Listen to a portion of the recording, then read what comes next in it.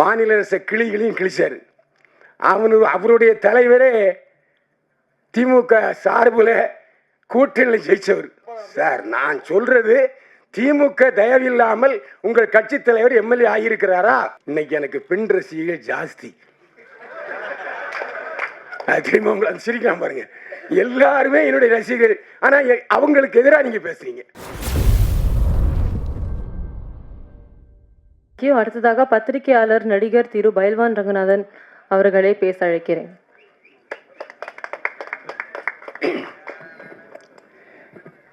என்னை வாழ வைத்துக் கொண்டிருக்கிற யூடியூப் நேயர்களுக்கு என்னுடைய நன்றியும் வணக்கம். என்னுடைய உறவுகளே, ஒரு நாள் ஃபோன் வந்தது, நான் தான் டைரக்டர் பாலு வைத்தியநாதன் பேசுகிறேன் அப்படின்னு. உங்களை நான் கேள்விப்பட்டதே இல்லைன்ட்டு அவருக்கே ஷாக்காக போச்சு. இல்லை சார், நான் டைரக்டர் தான் அப்படின்னாரு. என்ன விஷயம்னு. இல்லை, நீங்கள் ஒரு கேரக்டர் பண்ணணுன்னாரு. நான் யூடியூப்பில் பேசிகிட்டு இருக்காங்கலாம் உங்களுக்கு தெரியுமா அப்படின்னு. தெரியும் அப்படின்னாரு. தெரியும் தான் கூப்பிட்ருக்கேன்னாரு. அதே மாதிரி இவர்கிட்ட ஒரு நல்ல பழக்கம் என்னென்னா, இந்த டயலாக் என்னங்கிறத முதல்ல வாட்ஸ்அப்பில் அனுப்பி விட்டுருவார். அதே மாதிரி சமீபத்தில் 2 டிவி சீரியல் நடித்தேன், அவங்களும் அனுப்பி விட்டுருந்தாங்க. இதனால ஒருத்தருக்கு வேலை போயிடுது. அசோசியேட் டைரக்டர் வந்து டயலாக் சொல்லிவிட்டு போகிறல, அவருக்கு வேலையெல்லாம் போயிடும். அந்த டயலாக்கை அவர் என்ன எழுதியிருக்காரோ அப்படியே நான் சொன்னேன். ஆனால் அப்போவே சென்சார் கட்டு வரும்னு எனக்கு தெரியும். நான் அவர்கிட்ட சொல்லலை. ஏன்னா எல்லா நடந்த விஷயங்களே அவர் வசனமாக்கியிருந்தார். அதனால் இது இந்த மந்திரி குறிக்கும், இது இந்த மந்திரியை குறிக்கும் அப்படிங்கிறது தெரிஞ்சு போச்சு. அது மட்டும் இல்லை, அவர் போஸ்டரில் மிகப்பெரிய பொய்யை சொல்லியிருக்காரு. யாரும் இந்த படத்தினுடைய போஸ்டரை பற்றி பேசவே இல்லை. ஏன்னா ஒருத்தர் பாரதிய போஸ்டர் போட்டிருந்தார், கீழே நாங்கள் அரசியல் பேசவில்லை இன்னும் போட்டிருந்தார். முழுக்க முழுக்க இது அரசியல் பேசுகிற படம். ஏன் அப்படி ஒரு கருத்துன்னு எனக்கு புரியலை. ஏன் நாங்கள் அரசியல் பேசுகிறோம் போடுங்களேன். எதுக்குன்னா, நீங்கள் அவ்வளோ துணிச்சலாக நாட்டில் உள்ள நடப்புகள், அது ஆளுங்கட்சியாக இருந்தாலும் எதிர்கட்சியாக சரி, மாநில அரசாக இருந்தாலும் சரி, மத்திய அரசாக இருந்தாலும் சரி தாக்குறீங்க. நாங்கள் ஏன் அரசியல் முழுக்க அரசியல் பேசிவிட்டு நாங்கள் அரசியல் பேசவில்லை என்று சொல்கிறீங்க. இதில் எனக்கு முன்னால் ஒருத்தர் இதில் என்னை பற்றி நீங்கள் பேசவே இல்லைன்னாரு. நான் இன்றைக்கி அவரை பற்றி நல்ல தகவல் சொல்லியிருந்தேன். ஜீவாவை பற்றி எனக்கு சொந்தக்காரர் அவர். இல்லை, இன்னொரு விஷயம் இருக்குது. அவர் ஒரு அரசியல் கட்சிக்கு பொதுச் செயலாளர். அது உங்களுக்கு தெரியுமா? யாருக்காவது தெரியுமா? அதான். ஏன் விளையிட்டீங்களா? ஓ, அரசியல் படத்தில் நடிக்கிறதுனால அரசியல் கட்சி தான் விளையிட்டீங்களா? ஓ, அவர்கிட்டையும் அப்படியா? அதே மாதிரி இதில் முக்கியமான விஷயம் ஒன்று நான் சொல்லணும். மாநில அரச கிளிகளையும் கிழிச்சாரு. அவருடைய தலைவரே திமுக சார்பில் கூட்டணியில் ஜெயிச்சவர். இந்த பேச்சுக்கள்லாம் முதலமைச்சருக்கு போனால் என்ன ஆகும்? நீங்கள் வாழ்வுரிமை கட்சி தலைவர், திமுக ஆதரவில் ஜெயிச்சவர், நீங்கள் எப்படி திமுகவை தப்பாக பேசலாம்? நான் இந்த கேள்வி கேட்குறேன். கச்சா அம்சான்னு போட்டு கிழிச்ச உடனே சரியா போச்சா? சார், நான் சொல்றது திமுக தயவில்லாமல் உங்கள் கட்சி தலைவர் எம்எல்ஏ ஆகியிருக்கிறாரா? என்ன விடுறது? அப்ப எப்படி என்ன நீங்க சொல்லலாம்? நான் ஆதாரத்தோட தான் பேசுறேன். நான் எனக்கு ஒரு விஷயம் சொல்லுங்க. இப்போ யூடியூப்ல தமிழ்நாட்டில் பார்த்தா 50 பைசா தான். ஆனால் அதே வெளிநாட்டில் உள்ளவங்க பார்த்தா ₹1.50. இன்னைக்கு எனக்கு பெண் ரசிகர்கள் ஜாஸ்தி. திரும்ப சிரிக்கலாம் பாருங்க, எல்லாருமே என்னுடைய ரசிகர்கள். ஆனால் அவங்களுக்கு எதிராக நீங்க பேசுறீங்க. இதான் பேசினா மட்டும் நண்டம்மா சொல்லி திருச்சி சார்ந்த ஒரு விஷயம் நல்லா சொல்லிச்சு. நல்லா கத்தி பேசுனீங்க, கைத்தட்டலே விழலன்னு கவனிச்சிங்களா? அப்ப ஏன் சொல்றீங்க? அதெல்லாம் வேண்டாம். நாம இப்போ இன்னைக்கு கண்டென்ட் சொல்றதுங்கிறது தான் நான் பேசிக்கிட்டு இருக்கேன், தவிர வேற ஒன்றும் இல்லை. ஏன்னா என்னுடைய நண்பர்கள் எப்போவுமே இன்னைக்கு ஏன் கடைசியில் பேசி வச்சாங்கிறது கூட அதுதான் ஒரு காரணம். எல்லோருக்கும் நீங்களே உங்கள் கட்சி பேர் வாழ்வுரிமை கட்சி. அவங்கவுங்களுக்கு ஒரு உரிமை இருக்குது, அவங்கவுங்களுக்கு ஒரு சுதந்திரம் இருக்குது, அவங்கவுங்களுக்கு ஒரு தொழில் இருக்குது, அவங்கவுங்களுக்கு ஒரு பிளாட்ஃபார்ம் இருக்குது. இப்போ எனக்கு என்னை பற்றி என்னுடைய நண்பர்களுக்கு தெரியும். என்னை பற்றி கேள்வி கேட்டே என்னை பெரியவன் சாய்க்கிறாங்க.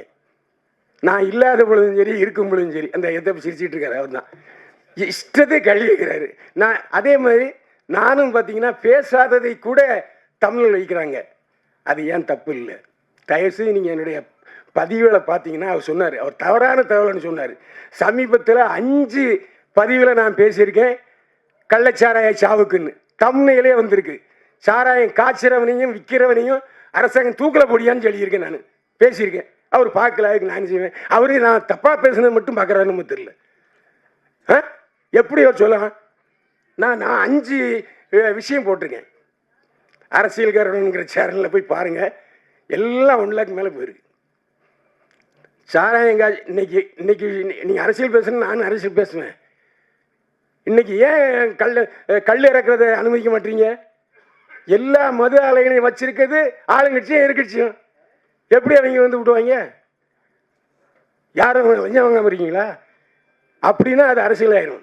இதுக்கு நான் சொல்ல வரேன்னு சொன்னால், என்னுடைய பதிவுகள் 20% மட்டும் பார்த்து விட்டு விமர்சிக்கிற இதே ஆட்கள் 100% பாருங்க.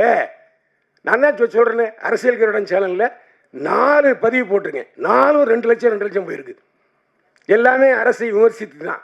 ஆளுங்கட்சி மட்டுமில்லை, எதிர்கட்சியும் சேர்த்து விமர்சிச்சிருக்கிறேன். இன்னைக்கு கூட பேசிட்டு வந்திருக்கேன் நான். அதேமாதிரி இன்னைக்கு யூடியூப்பில் அதிகமான வியர்ஸ் யாருக்கு இருக்காங்க தெரியுமா? ஒரு ரகசியம், சீமானுக்கு தாங்க அதிகமாக வியர்ஸ் இருக்காங்க. சீமானுக்கு தான்.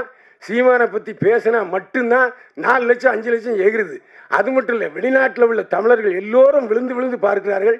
நாமளும் தமிழ் கட்சி சீமானை பற்றி பேசினா அவர் பேசினா. ஏன்னா பார்க்குறவங்களுடைய டேஸ்ட்டே வேற. பார்க்குறவங்களுடைய டேஸ்ட்டுக்கு நாம் அட்ஜஸ்ட் பண்ணி தான் சிலரும் போக வேண்டியிருக்கு. இந்த அட்ஜஸ்ட்மெண்ட்டுங்கிற வார்த்தையை தப்பாக நினச்சிக்கிறாங்க. எல்லாருக்கும் அட்ஜஸ்ட்மெண்ட் இருக்குது. உடனே நீங்கள் தப்பாக நினச்சிக்கூடாது இந்த அட்ஜஸ்ட்மெண்ட்டுங்கிற வார்த்தையை. எனக்கு நேரம் ரொம்ப அதிகமாக நான் பேசி நினைக்கிறேன்.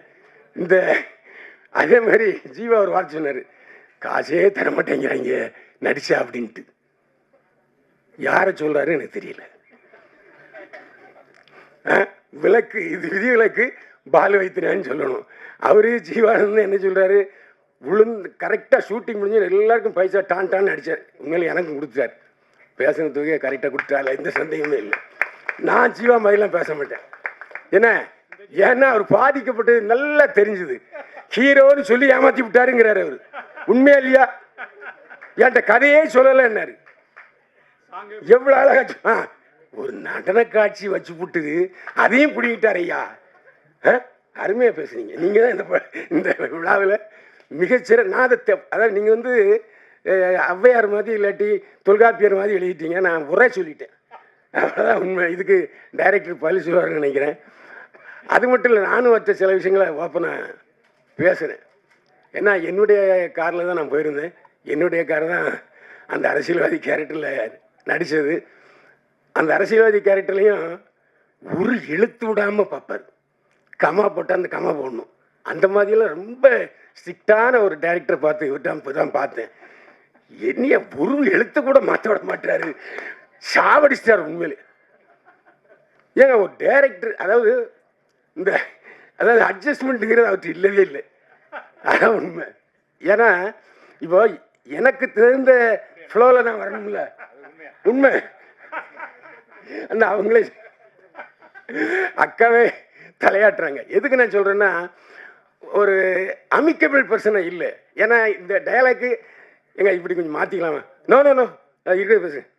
ஆகா, நானும் ஜீவா வந்து சிலரும் ஜீவா என்னை சமாதானப்படுத்துவார். அண்ணே கொஞ்சம் அமைதியாருங்கண்ணே, அண்ணே கொஞ்சம் அமைதியாருங்கண்ணே, இப்படி தான் அவர் சொல்லுவார். எனக்கு அதனால் அந்த ஒரு நாள் ஷூட்டிங் நடந்துச்சு. அந்த ஒரு நாள் ஷூட்டிங்லேயே நிறைய அசிஸ்டன்ட் டைரக்டர்ஸை பார்த்தேன். ஒரே ஒருத்தர் மட்டும் நான் வந்து அதான் ஜீவனந்தன் சார் தான் நினைக்கிறேன். அவர் தான் என்கிட்ட சொன்னார். அவர் தான் பாவம் வயசான ஆளுமே தெரிஞ்சது. அவரும் சொன்னார், சார் டைரக்டர் என்ன சொல்கிறாரோ அதை கேட்டுங்க சுத்தம் அப்படின்ட்டு. அதேமாரி மேனேஜர் மட்டும் பழைய ஆள். அவர் மட்டும் அண்ணே இப்படி தானே இப்படி தானே அப்படின்ட்டு. Right okay. ஏன்னா நல்ல வேலை மேனேஜர் மட்டும் பழைய ஆளை ஒருத்தர் வச்சுருந்தார். ஆனால் அந்த படத்தில் நான் ஷூட்டிங் போகும்போது பார்த்தீங்கன்னா ஜீவாவை தவிர வேறு யாருமே எனக்கு தெரிஞ்சமும் கிடையாது. ஹீரோயினை அதுக்கு முன்னாடி பார்த்ததே இல்லை. அதுக்கப்புறம் சாப்பிட்டுட்டு இருக்கும்போது பார்த்தாங்க, ஏதோ சப்பாத்தி ஏதோ சாப்பிட்டு இருந்தாங்க. ஜீவா பொறுத்தவரை எனக்கு எப்படின்னா 30 வருஷம் இருக்குமா? 30 வருஷம் அதிகம் இருக்கு. 25 வருஷம். அதாவது என்றைக்கு லொல்லு சபா சந்தானம் ரிலீஸ் ஆகி போனாரோ அந்த இடத்துக்கு வந்தார் ஜீவா. ஏன்னா இவர் வந்து ஆக்சுவலாக வந்து ரஜினியுடைய ரசிகர். ரஜினி மாதிரியே பேசுவார், ரஜினி மாதிரியே நடிப்பார்.